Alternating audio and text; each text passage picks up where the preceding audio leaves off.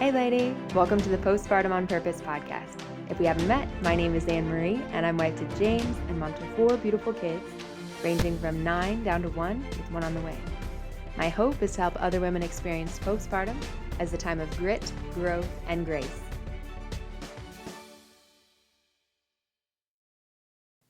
This is episode 38. Hi lady, how are ya? I'm a little congested this week, so bear with me. I wanted to introduce you to a guest host, Catherine Casey. I met her several years ago when I did a story on her for Live Action News. And since then, I had the privilege of reading and reviewing her book, What God Had Emptied, her story of child loss and healing from that experience and then going on to have more children. I asked her to speak specifically about going through the postpartum period with a rainbow baby, meaning that you've lost a baby previously, and this is a subsequent pregnancy, and she went above and beyond. She shared about her postpartum experiences with 2 children after having lost her daughter Celeste. So, without further ado, I share with you her gift for communication. It is truly a charism of hers. I'm very grateful for her sharing her experience. Here you go. My son Peter was born in 2016. He had been diagnosed with a cleft lip and palate, but after his birth, we learned he had a complex medical condition, which landed him in the hospital off and on for a year and a half. We almost lost him. When things stabilized with Peter, I had another baby in 2017, and she was diagnosed with anencephaly. We never got to meet her alive. In 2019, I was pregnant again, and my daughter was born in 2020. Perfectly healthy, beautiful baby. She gained weight quickly. She breastfed ravenously. Everything was just right. But I feel like in my mind, mentally, I wasn't there to enjoy it. My daughter Celeste was born in 2017, stillborn. I forgot to put in my birth plan what to do if she actually wasn't alive. And so they put her on me for skin to skin after she was born. But the shock and horror of a lifeless baby was something that imprinted in my mind in a way I didn't realize. So when my daughter Stella was born and they put her on me for skin to skin, I just kept crying and saying, "She's alive, she's alive," even though we'd had no reason to fear she wouldn't be alive. That was when I began to see how deeply a part of me that trauma was.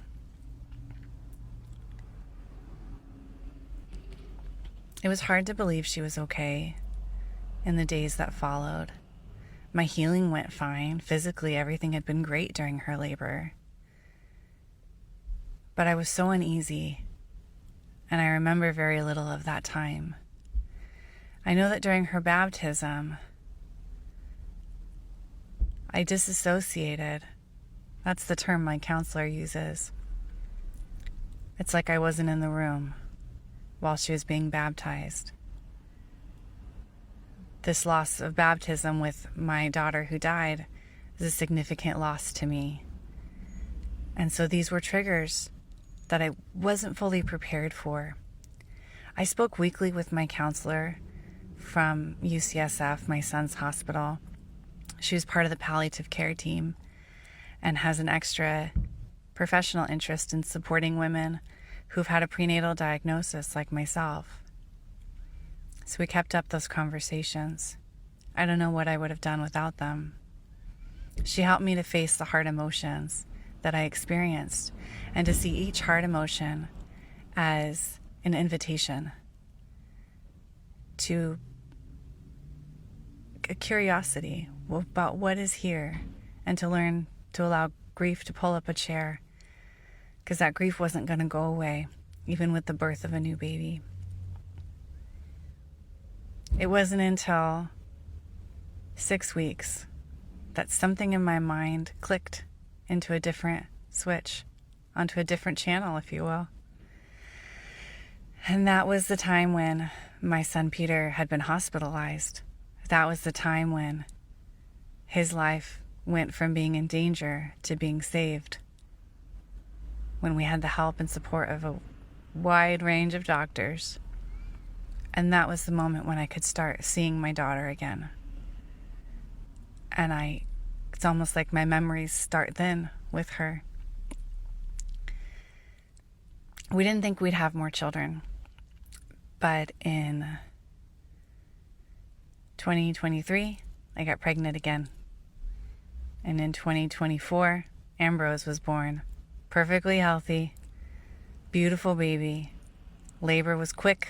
Everything went really well. Healing was harder because I'm older, but everything went pretty much just how it should for someone my age. This time it was different. I was ready for the triggers, but they felt so different. I had a hard time, even though he looked great and was feeding great and wasn't having any problems, I had a really hard time believing he was okay. I kept thinking I'd lose him. I kept thinking I'd walk into a room and he'd be dead. It was really hard to feel safe, especially because nursing was a little bit difficult in the beginning. I took him so many times to the doctor to see if he was okay, to see if he was gaining weight. And if he didn't gain as much as my other babies did, then I started to feel afraid, because this for us was going to be our sign, our marker about if we should look into the genetic situation our son Peter has. If our son didn't gain weight the way he should, then that might be an indication that he has this condition. He gained the weight. I still couldn't feel okay. His first fever as a little baby, I was in tears. I was running through all the medical things I run through in my mind when my son Peter starts to get a cold. It was hard to understand this wasn't an emergency. It was hard to understand that this was actually normal life. And then our normal isn't really normal at all. These are things I had to relearn. And I don't think that anything magically made me start feeling safe. Just over time, I got used to it again. When you've lived in danger for so long, it's hard to feel safe. I talked with my counselor as before. I prepared for his baptism. I really wanted to be mentally present for that. I learned to run my fingers along his hands and his hands and his fingers and his legs and his arms, and to tell myself, this is Ambrose. Ambrose is here. Ambrose is healthy.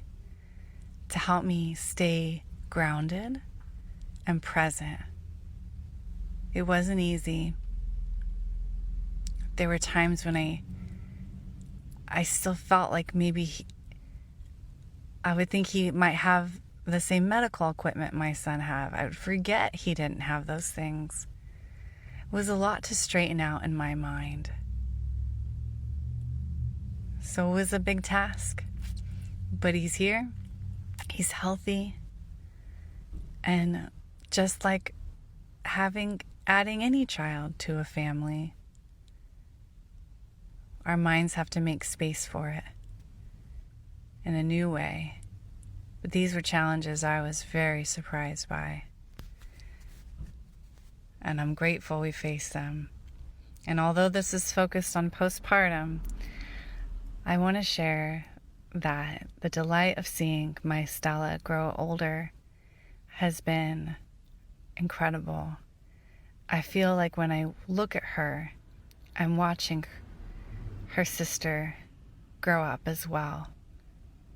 I get that sense of her sister being with us too. And there's been so much healing I never would have expected was possible by welcoming this little girl into our family. There's a lot of other details about the postpartum period. Intimacy was hard after loss. Fear of pregnancy was hard after loss, and it impacted our relationship, my relationship with my spouse. But just like all these other roadblocks and challenges that come up in marriage, we just kept working through it, knowing and trusting the other to hold our best intentions. So that's just a snippet of our journey. And if you're going through this as well, I hope you find some help in it, some hope in it, knowing that there's a lot of good that can come, but part of what we have to do is face those hard emotions. It's me again, lady. So there you have it.